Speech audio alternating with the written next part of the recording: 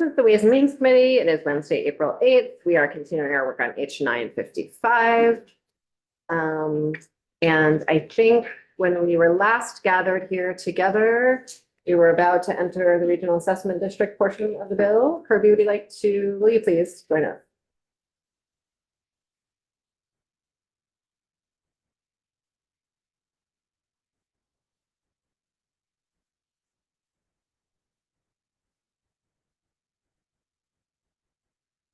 Good afternoon. Kirby Keaton, Legislative Council. We left off at section 30 in review of the committee amendment. A lot of what I'd like to make sure we go over today is with various dates relating to regional assessment districts and tax classifications. It has been a while since there was a lot of committee discussion on dates relating to regional assessment districts in general or specifically. So some of the dates have not kept up with some of the other ed finance dates that have evolved over the course of the session.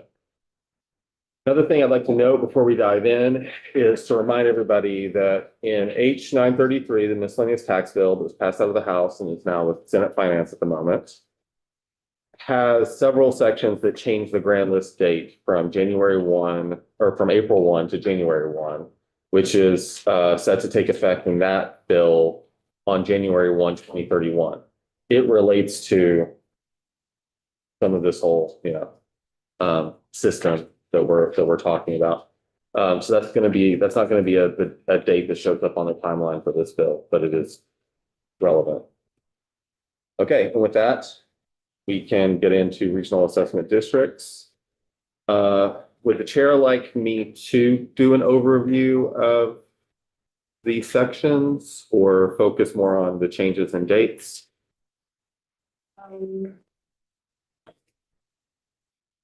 It's been a really long time since we talked about this, hasn't it? I can try to be very brief on the parts that don't require a lot of discussion, such as the first part of section 30 is the legislative intent for regional assessment districts.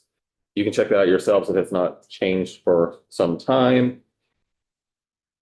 Regional assessment districts themselves are have language that to be established to fully reappraise the grand list of the member municipalities every 6 years. Member municipalities under this language may contract jointly with one or more parties to conduct the reappraisals. If you recall, a lot of this language has moved away from required joint reappraisals to voluntary ones. For the first reappraisal conducted simultaneously by member municipalities as a member of a RAD, each municipality may, at its discretion, conduct a reappraisal jointly with one or more of their members. For all subsequent simultaneous full reappraisals by member municipalities as part of a RAD, a municipality shall conduct a reappraisal jointly with one or more other municipalities. Is how this is set up to work starting in 2031.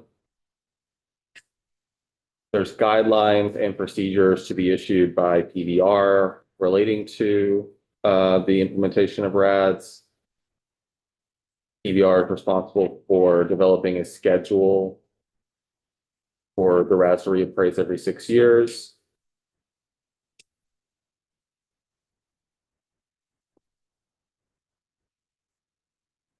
And PBR will have the ability to withhold funds from a municipality that does not stay on schedule. And the director of PBR will determine when the first simultaneous reappraisal has been completed by member municipalities of each RAD. That relates to when it shifts from voluntary to a more mandatory group process. We also have a section here on the RAD appeal boards, which are set to take place about 6 months after the RADs take effect. We've been over this language a few times, so I don't think I need to dwell on it, but there is the process in place for basically appeals of activities done by the RAD districts, mostly relating to map reappraisals, would be appealable to the RAD boards with this language.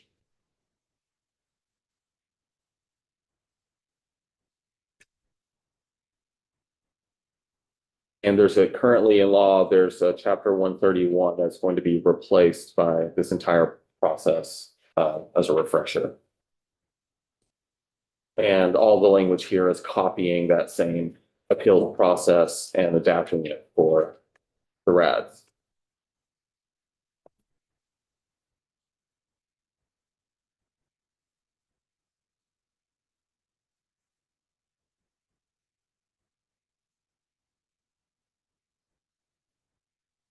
We also have some conforming sections relating to RADs. So some parts of current law are being deleted because they're being either replaced or they're no longer necessary under the new system. I was looking at their books. Kirby's now on page 37. Thank you. On 37, we have more of the conforming changes, including moving one section of law out of the appeals chapter that's being repealed and being moved over because it's the only section that will continue to be relevant. It's PBR's valuation of public utilities. And then with section 34, we start to get to some dates. And I'm going to point out the dates that we currently have, and you can tell me whether this is correct based on how things stand. So section 34 would repeal the parts of Act 73 that are related to regional assessment districts and the transition into regional assessment districts because it's being replaced in this bill. That would be effective on passage. Okay. Sub B is the appeal, or repeal rather, of chapter 131 of appeals I was talking about a moment ago. This would take place on January 1, 2031 with contingencies. And I'm going to jump to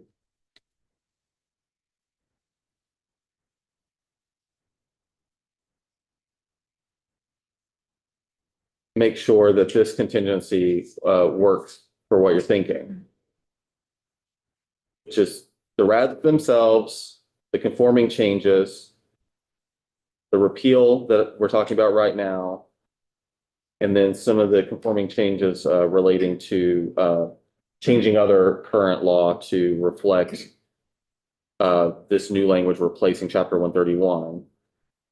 It says will take effect on January 1, 2031, provided regional assessment district appeals boards shall commence jurisdiction over evaluation appeals and notices of change evaluation on July 1, 2031. Those two things are on the timeline like that. And then we have this additional part, and further provided the General Assembly enacts new school district boundaries on or before July 1, 2028. I'm trying to remember why we need a 3-year gap between those two things. I think it's just a contingency to link the RADs to the rest of the process. And so I remember the RADs needed a certain amount of time from now Yes.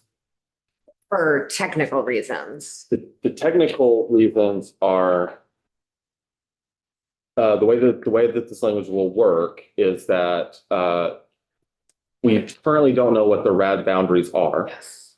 And the resolution in this language for that is to have the department report back on. So I understand that part. I guess I'm trying to figure out why we need all that space between 2028 and 2031. So 29 is when they would make the recommendation to us based on. Yeah. The reason 2031 is there is to do with setting it up, and I think the work. So those 3 years are needed. that's been the discussion. I was trying to remember if it was Yeah. they needed time from now or they needed time from the. I think time from now Okay. to incrementally transition over. So what was that date, the 2031 date before? Was it always 2031? Under Act 73, it might have been 2030. So I guess I don't know why that one wouldn't stay 2030. I think there's been testimony this session. Okay, great. From PBR that. Okay, they would, time that's was- years. Okay, thank you. Yeah, Teddy. But just under this, the General Assembly will not be enacting school district boundaries in 2028. that's, Yes. that's my big question here is I don't think that that's your currently what you want to link that to. Well, I think we would need that. To link it to all the other, earlier this morning, we talked about linking it to something. The vote. January 1, 2029, I wrote a little arrow. Hmm. Proposals for RAD boundaries. Yeah. Yes, For January 1, 2029. yes. But this one specifically, the enactment, Right. I think we could just get rid of that.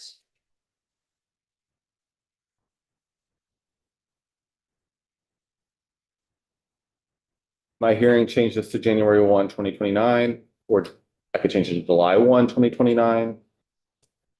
Well, the sentence itself, under the current proposal, the General Assembly really is not enacting new school district boundaries, period. Whether or not we think that's the right move, it's kind of moot at this junction, but that sentence doesn't fit in with everything else that's in the Ed bill and. So I think we need to change it to and further, It should just be a date certain, it shouldn't be. so another option other than a date certain is the sentence about sort of that final, the final report about what the results of the negotiations and the final vote. One option could be from what I'm hearing, is to make this contingency linked to the subsection 4 contingencies. Thank you, The yes, foundation formula contingencies. yes, and make it December 2028. That was the 6 months that we talked about moving it.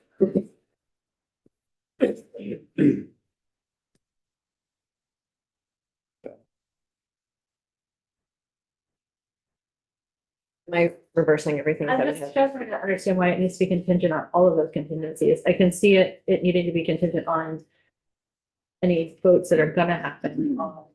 District boundaries haven't happened because the RADs need to know where the district boundaries are. But I don't understand why it would need all the other contingencies out, the other legislation we would need to pass and all that stuff that was really targeted at making sure the foundation formula worked well for districts. I don't understand why RADs, which are good tax policy, why that would need to be separate from that. But why it couldn't be separate, I should say. Why it just basically needs the information it needs about districts to go forward. What you would have by January 1st, 2029. Mhm.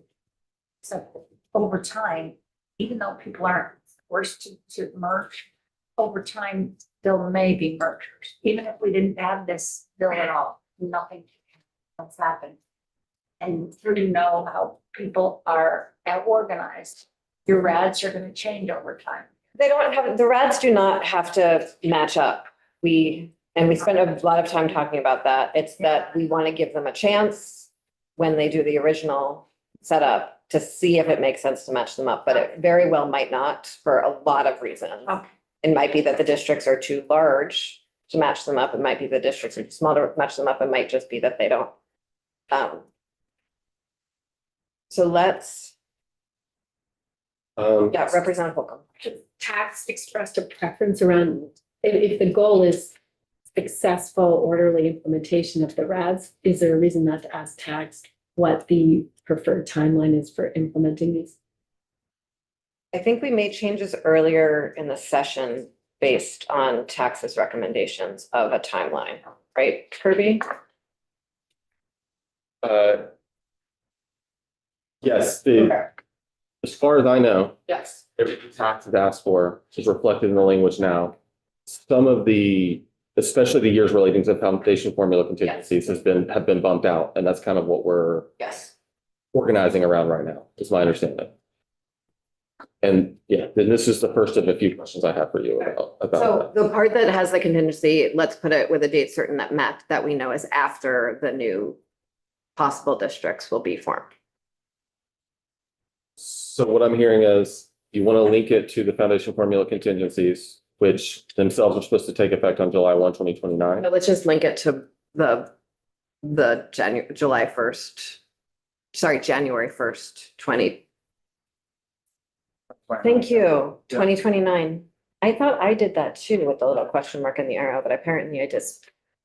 Just trying to understand, I think the goal is to let tax submit their recommendations after districts decide if they're gonna reorganize. But that's the only contingency, right? And that's just a practical, because we don't want to have them rearranging the furniture. after. That's a different thing that we'll be getting into.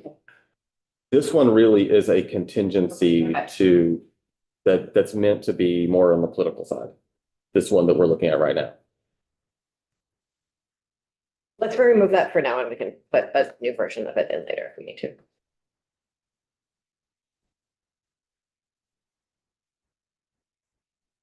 Sorry, Okay. clarifying question. Mhm. This effective date language is about the establishment of the grads, like the actual stamping of. Yes. So then I don't know. This provision serves the purpose of stopping RAD from taking implementation if the other parts of ed reform fall down somehow. Specifically, all those contingencies relating to the intent would have those contingencies relating to establishment of school districts and foundation formula. So then does 2029 still, January 1, 2029 still work? If we don't actually have them active, That's what I was saying about the sub for contingencies are, the deadline there is July 1, 2029. So there's- okay. Yep.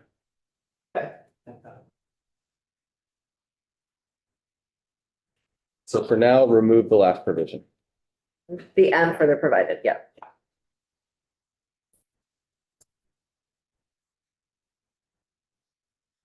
Okay. Moving on.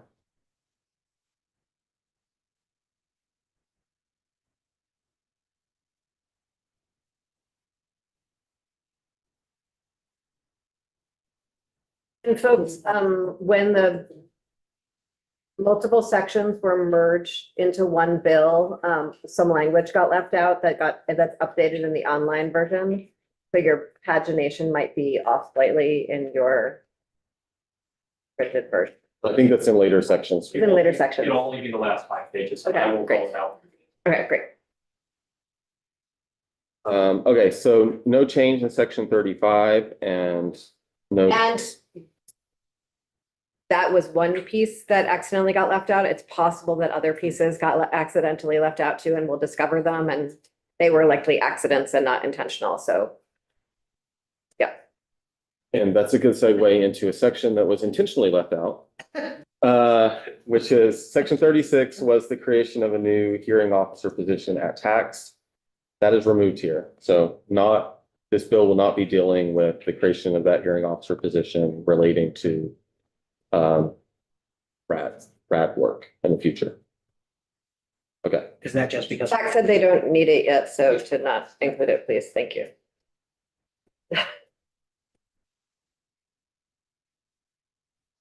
sections 37 through, I believe, 52 were all conforming changes relating to appeals. Things like changing citations and references. And a few editorial things along the way.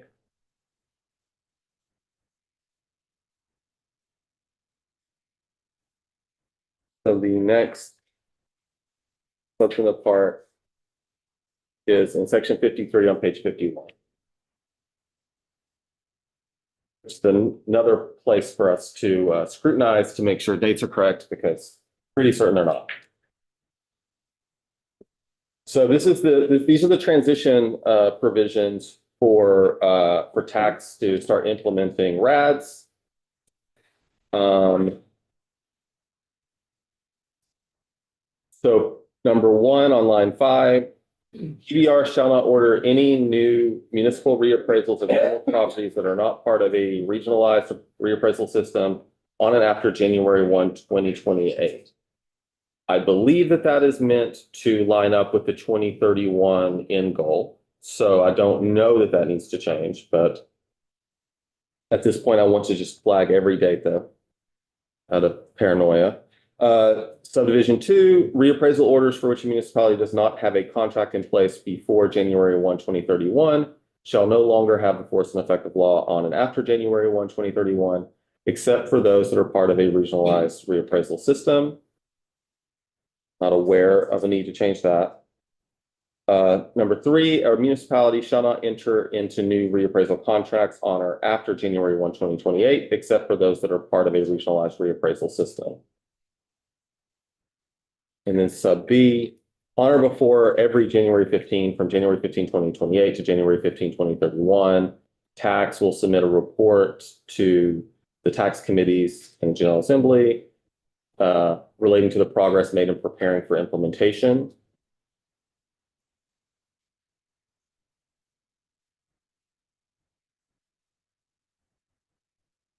And so we want to make sure those dates are correct. I'm not sure that there's a reason why that they would not be. And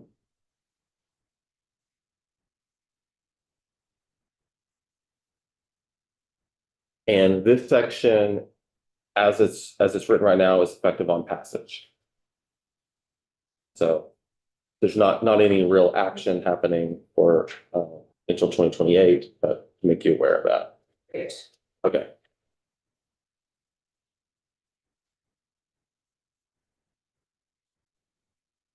Here's the boundary stuff. Section 54, Commissioner of Taxes shall identify and submit proposed geographic boundaries for regional assessment districts that are aligned with school district boundaries and have a minimum of 10,000 parcels to the House Committees on Government Operations and Ways and Means, and to the Senate Committees on Finance and on Government Operations. Notwithstanding subsection A of this section, the Commissioner may, at the Commissioner's discretion, identify a regional assessment district boundary that includes more than one school district or identify more than one regional assessment district boundary within one school district. So the main goal that they would have is to identify RADs that have at least 10,000 parcels. And that align with school district boundaries. With some wiggle room. C is the intent of the General Assembly to enact regional assessment district boundaries based on the Commissioner's geographic boundaries proposed under this section. Right. That's what they are to do. The effective date, a little tricky. So section 54 shall take effect and the boundary submission to the General Assembly shall be due December 15, immediately following enactment. This is how it's written now. The December 15th, immediately following the enactment of new school district boundaries by the General Assembly, provided, so here's the contingency, provided the General Assembly enacts new school So district. I think that's the one that we can change to match up with the date after the certification language. I maybe just it'd be December 2028 if everything is certified in November. So, yeah. Make it consistent January 1st. Yeah. 29. Because I'm 45 days and one not. So January 1, 2029 is, yeah. The first or second year of a biennium. First.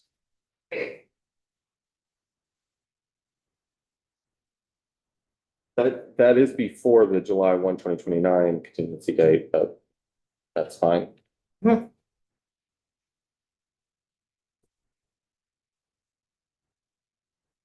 Anything about the language that needs to change there?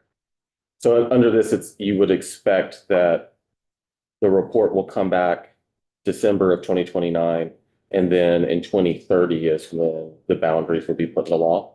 Hmm. Not all of that's written on the timeline because it's kind of off the page, but Yeah, that's how it would work. that makes logical sense to be. But that, I mean, obviously in 3, all that language needs to change. Immediately following enactment of new school district boundaries language, that all needs to change. What? To following that language that was in that, whose language was that in? The certification of the You have the broader, law. the foundation formula, contingencies themselves. I mean, depending on how you want to sequence, you definitely need to get rid of the highlighted clause. It doesn't, yeah. It doesn't need to be all the contingencies of foundation formula, but the one that's about the districts. Certified elections, Yeah, the certified elections language. first one, A. So is it a? Yes, that one. A. Okay. Yes. That's a clarifying question about. But when we put enactment of district boundaries in state statute, normally it's not done by us, it's done by districts. They vote their district boundaries with the review and approval of the state board. When it's done, when we enact it at the state level anyway, would that be irreversible? I'm sorry, I'm not following the question. I'm assuming we're taking- Legacy language? Yeah, one of the reasons we need to take it out, I mean, there are so many reasons we need to take it out, but I'm just wondering how it even ended up in there. This is contemplating, so Act 73 contemplated the legislature essentially chartering school districts, which would be enacting new school boundaries. You would be enacting legislation that created school districts. And then, let's say we had done that, if a district wanted to further merge, it would take an act of the legislature to do Correct, it. you would need some sort of charter amendment process similar to what we do for town and city municipalities. But we're not doing that anymore. No, I know, I'm just trying to understand the logic model of what people were thinking when they were thinking about this. Kirby, do you understand how you're gonna change the paragraph? I do understand. Great, And I also have access to John, who wrote the sub A, and we'll love it. figure Okay, it out. cool, thanks. Okay. The big takeaway is this will be January 1, 2029. And the contingency itself will be based off of sub A contingency here. Indeed. Thank you.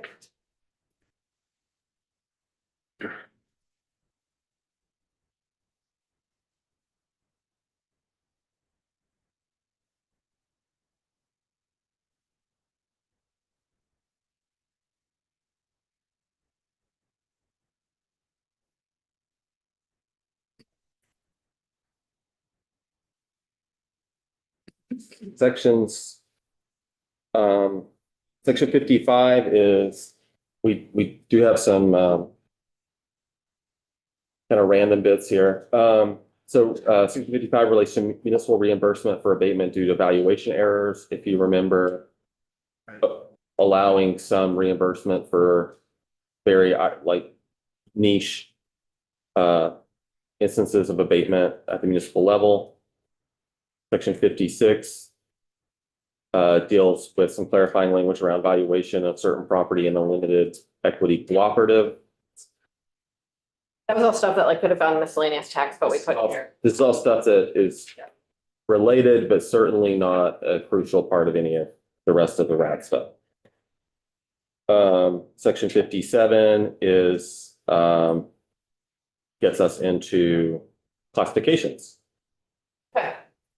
Section 56, we didn't have that in 757. It was moved out of that bill into this. Oh, yeah, that was. Oh, yes, thank you. Much debated, actually, Yeah. not in this room. That's from, okay. I mean, we discussed it in this room, but when I said much debated, I didn't mean much debated in this room. I think everyone in this room was fine. But this is, the effective date is sooner. It's not tied to RAD effective dates. The tax was tasked. I hate that one.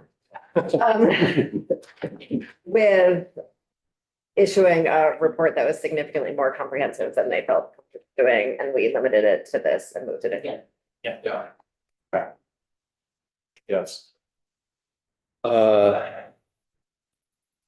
So section 57, the change where the number of dwellings will be put onto the grand list is set to take effect July 1 of 2026, so this upcoming July, which would mean that in the real world, it would have impact when grand lists are submitted next April. So it's basically April 1, 2027 change. What this would mean with the effective date as it is you would have this information on the grand list before classifications take effect, which is going to be January 1 or July 1, 2029 under this, right? So I just want to make you aware of that. So I guess how it would work is the assessing officials would be doing the work to identify the dwellings and have that on the grand list. A couple of grand list submissions before it actually ever becomes relevant to classifications.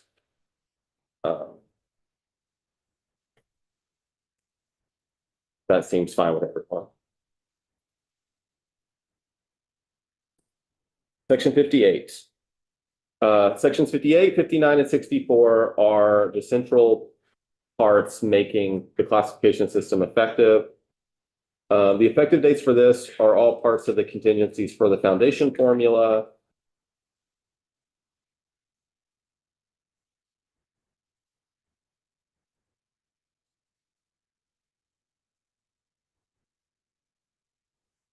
So these sections are linked to the subdivision 4 effective date.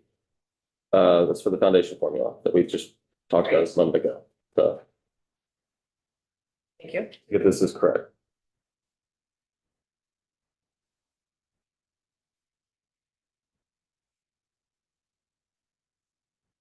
Section 60 is the property tax classifications transition. This states for calendar year 2028, tax shall amend and create forms so that taxpayers report information on use of their property. So is it still the intent that in calendar year 2028, tax start to do this setup transition process? Sorry. Is this date still good for the transition for calendar year 2028? Tax starts collecting information to set up classification.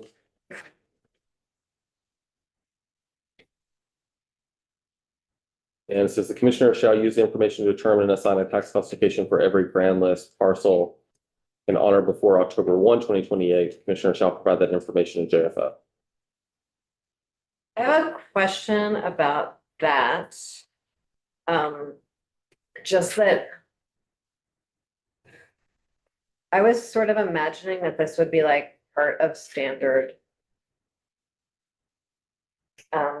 conversations that happens amongst the three of you in October. I'm sorry. Let me start my sentence again. I'm tired today and I'm sorry that my words are not working very well. Jake, I think I have been visualizing or imagining that the sort of delivery of all of this parcel data and basically like a new version of the grand list and the analysis of that would be to some degree part of yours and JFO staffs and the AOE finance person's sort of annual meetings in October to some degree leading up to December 1st. Rather than it being something that was like just a data dump to JFO who are going to do analysis. I was imagining it was going to be a fairly consensus process, but I realized that I just sort of invented that. So I don't know if that's something, if that's how you were imagining it too, or you, Julia, or Jake Feldman. And we can talk about it later too. I could be sure. Okay, So Jake Feldman, tax foreman, AOE doesn't really work with the Yeah. data. But you're right that tax and JFO would need to have kind of consensus figures in the fall before the fiscal year where the new tax starts. So if you're wanting the new tax to start in FY 30, which would be July 1st, 2029, then yes, in the fall of 2028, tax and JFO would need good data. and so would we want? Is there something describing those conversations that you all usually have annually in statute already? Okay, like I guess what I'm gonna say is let's leave that sentence sort of highlighted to some degree, and Jake and Juliet, can you two make sure that that sentence reflects how you would do that work? Thank you. Okay, great.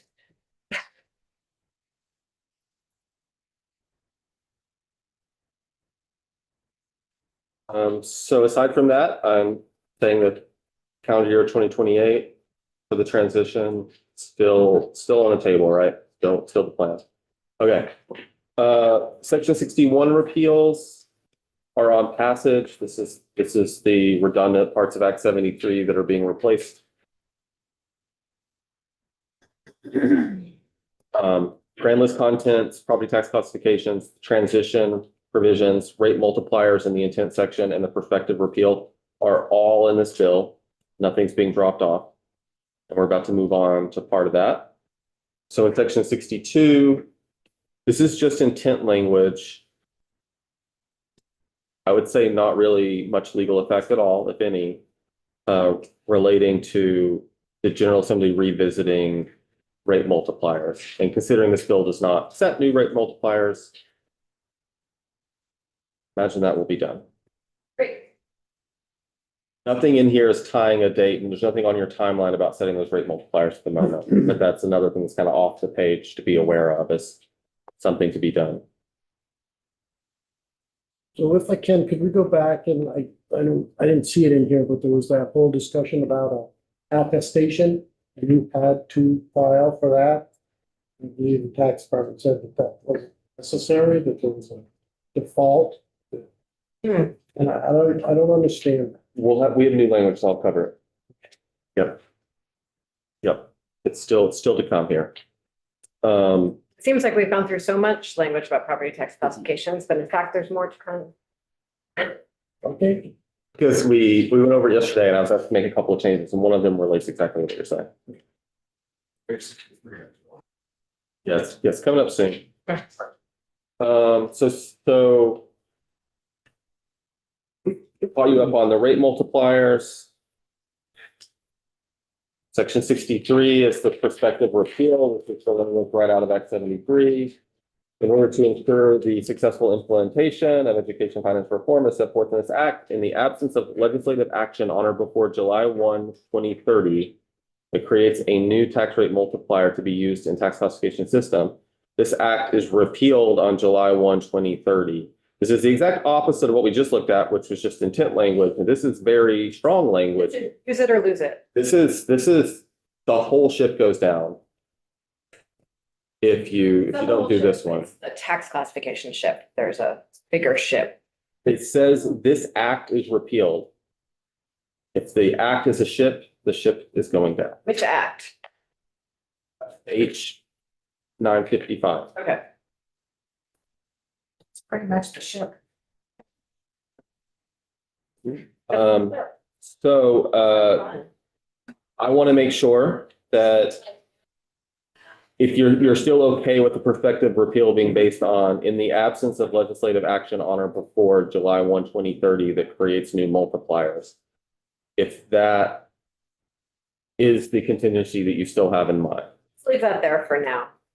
We can all discuss amongst ourselves. regardless if we use the tax multiplier for the new category, close to the same as a non-residential rate. That's a good point. They could all be set a decimal dust apart from each other and it would count. You would have to create a new tax rate multiplier, but Yeah, read it something. And Thank you, Representative Higley. That's a very good point. Act 73 technically creates the multipliers. There's language there. Um, there's language in section 60, 66 sub A to create the multipliers, but the multipliers are all set up one under Act 73. So if the transition for the tax classifications, if all the contingencies are met, starts January 1, 2028. Why do we have to wait until 2030 to set them? Why couldn't we do the multipliers July 1 of 29 rather than 2030? This is just giving you the deadline to do it. There's nothing here stopping you from doing it in 29. And I think that this language goes at, you can't continue to hide how much you're going to change the tax landscape. You have to do something to show how different classes will be taxed differently. Is what this language is trying to achieve. Right. Both not trying to hide it. I would like to do it quicker. So I guess the question still is why can't the deadline be 29? If we're gonna have, Repeal it? no. We're Well, talking about the deadline for repealing. yeah, I mean, yes, and. No, I don't think that's a yes and. This only relates to the ship going down. That's it. There's no other purpose for the date in this particular session law. I understand that, but Okay, and so. Okay.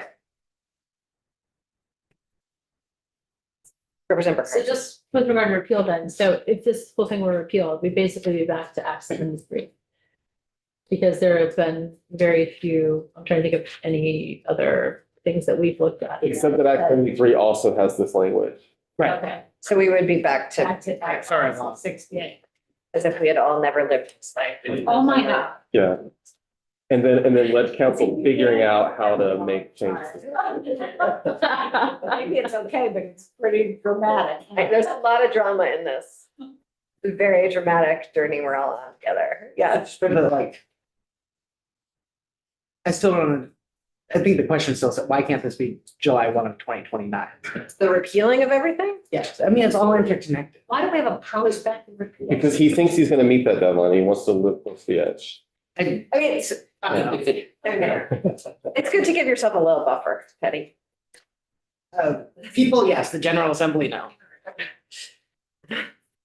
Okay, so that made you scared enough on that provision.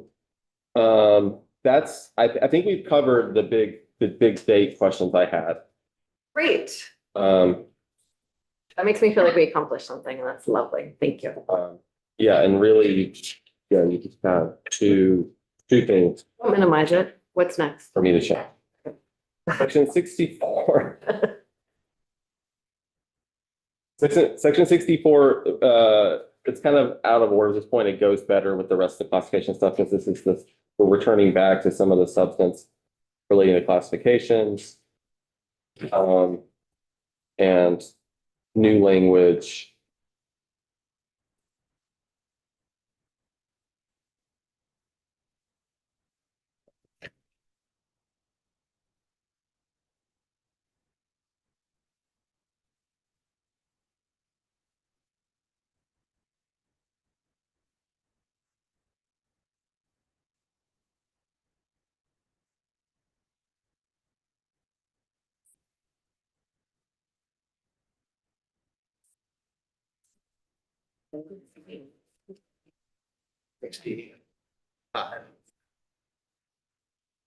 I may have skimmed past it. Sorry. Really new.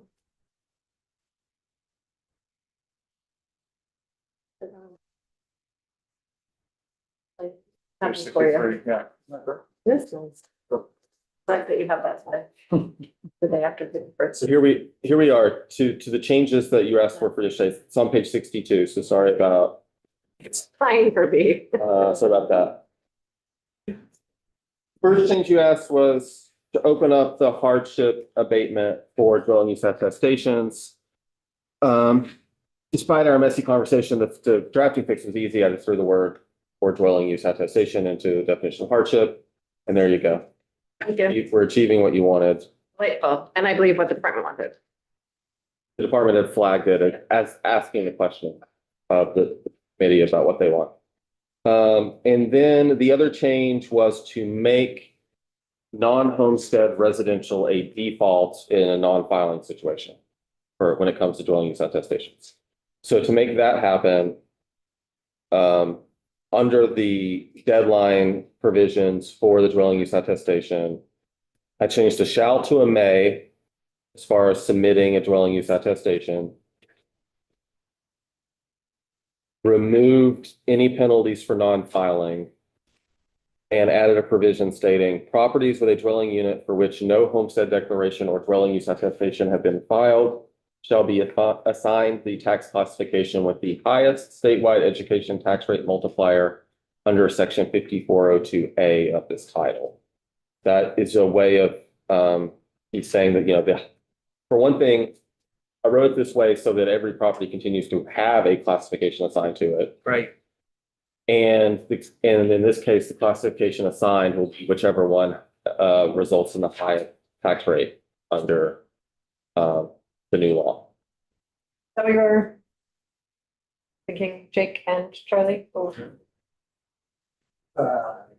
Yes. Go ahead. But, I mean, I think, does it need to be specific that it's the non-homestead residential rate?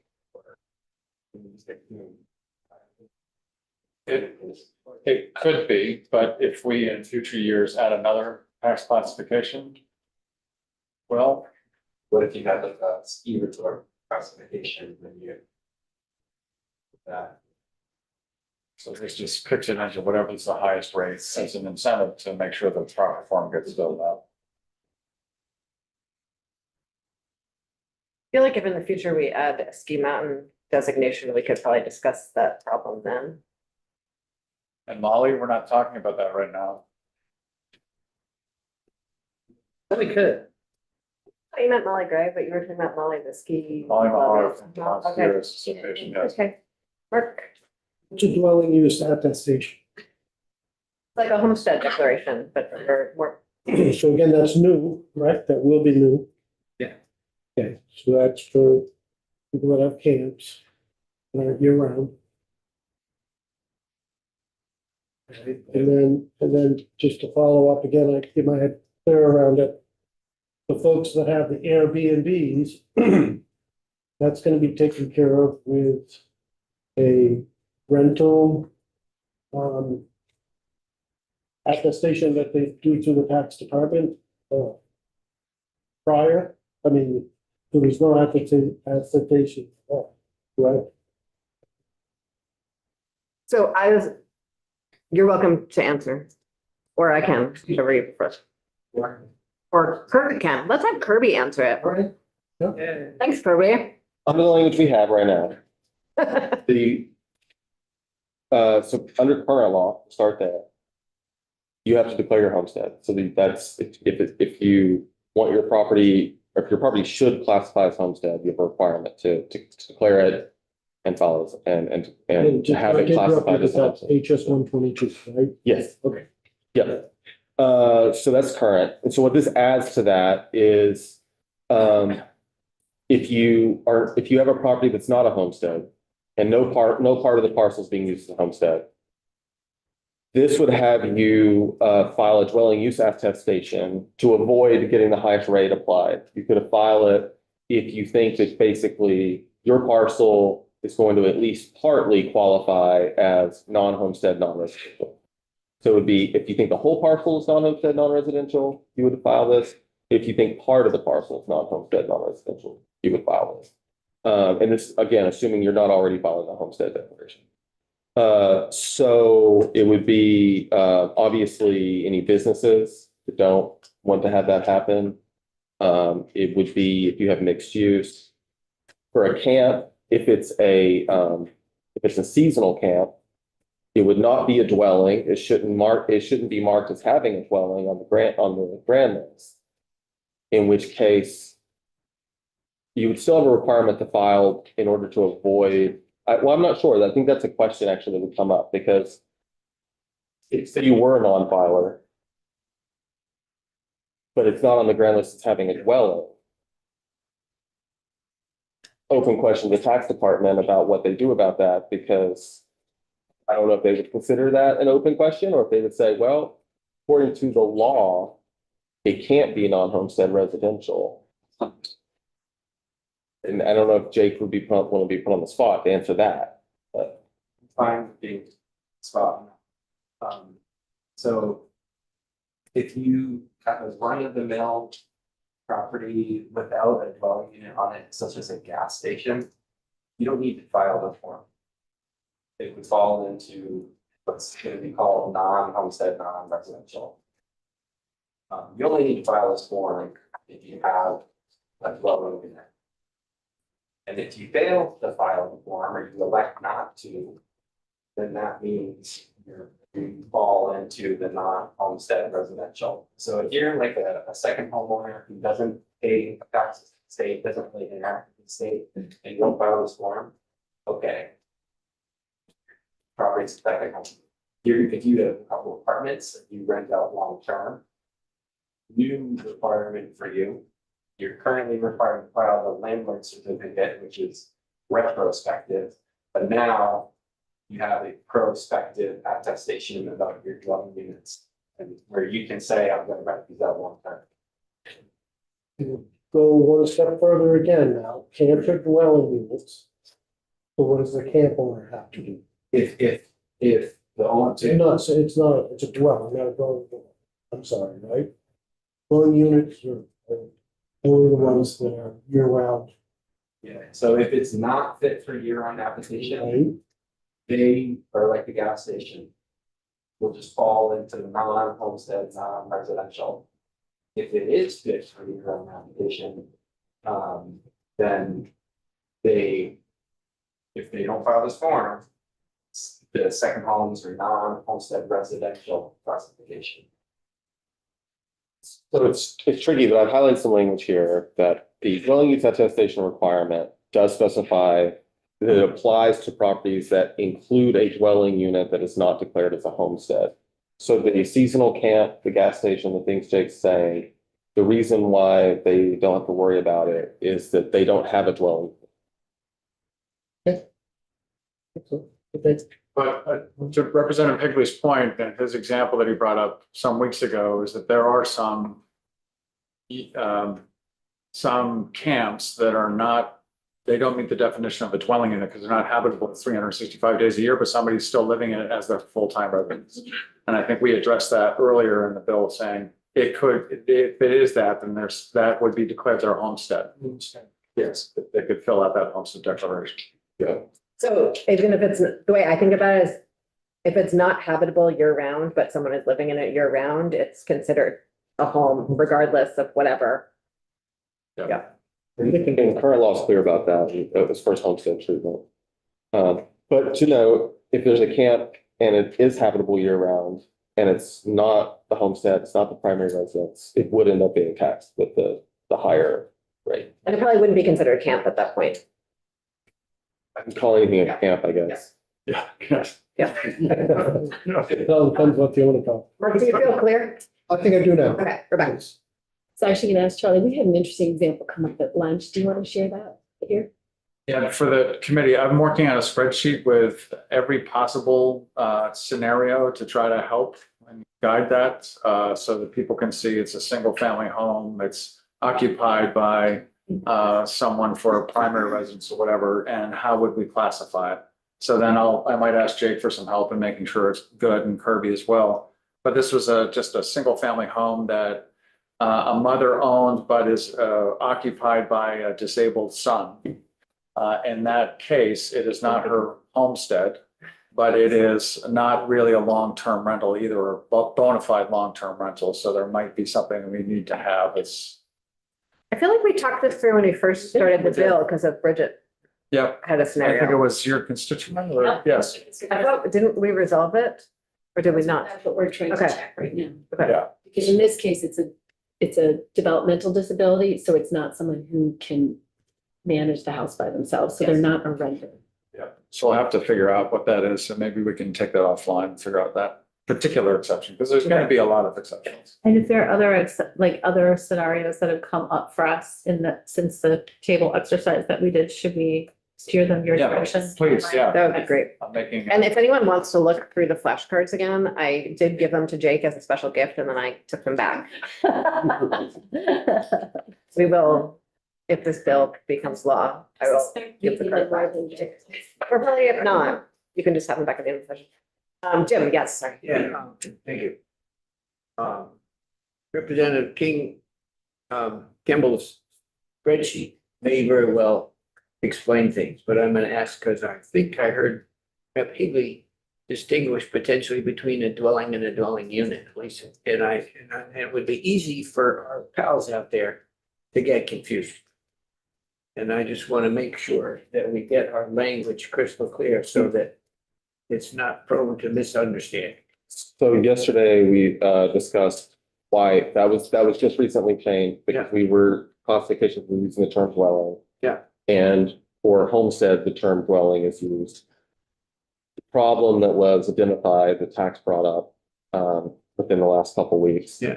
Was that they don't actually mean the same thing between those two things. Understood. And specifically, when it comes to the not fit for year-round habitation. Sure. Where seasonal camp can be used as your homestead, but under classifications, it's not considered a dwelling. Dwelling in one case, not dwelling in another. So we changed the classifications definitions to use dwelling unit. To try to not confuse people. I'm just offering what I think as y'all work through it. To some people, reading statute or the handbook or whatever, they get one confused with the other very, very easily, even though we're trying to have a distinction. Mhm. That's just y'all working on it and we'll see where we And I go. think it's, I don't think normal people read statute. I think what people will look at is the guidance that the tax department will put on their website, which I imagine will look a lot more like Charlie's spreadsheet than like whatever this is. Very helpful. And the tax department has a lot of very solid guidance about things like this on their website. Picture. Maybe even a picture, perhaps a flow chart. The listers are gonna be the frontline individuals, and the listers are gonna be the frontline individuals. Indeed. And I hope the tax department comes up with delightful diagrams to help the listers answer those questions.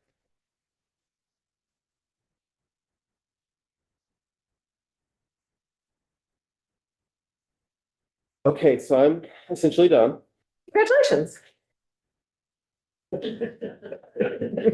See you on the House floor. No more me. It's been real, it's been fun. I'm done for today, as far as I know. Great, thank you. We've covered the effective dates. And yeah, I'll leave it. Okay. Dawn, you're next. Let's take a break. Thank you.